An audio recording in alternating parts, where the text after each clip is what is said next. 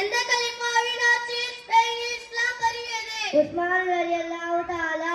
ஹிஜ்ரத் செய்து மதீனாவுக்கு வந்து நபி ஸல்லல்லாஹு அலைஹி வஸல்லம் முதலாம் தங்கி இந்த வீட்டின் தலை அன்சாரி பெயர் என்ன?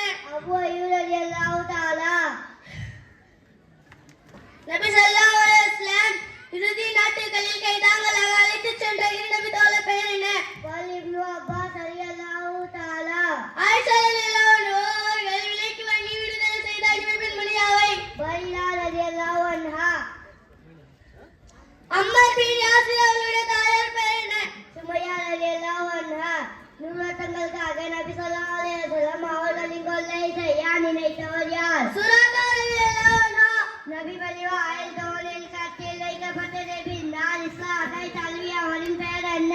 துமாமா ரலியல்லாஹு அன்ஹா. நபி ஸல்லல்லாஹு அலைஹி வஸல்லம் காலத்தில் இஸ்லாத்தை முதல் ஏற்ற சிவர் யார்? அலி ரலியல்லாஹு அன்ஹா. மிகச்சிறந்த ஆட்சியாளர்கள் திகழ்ந்த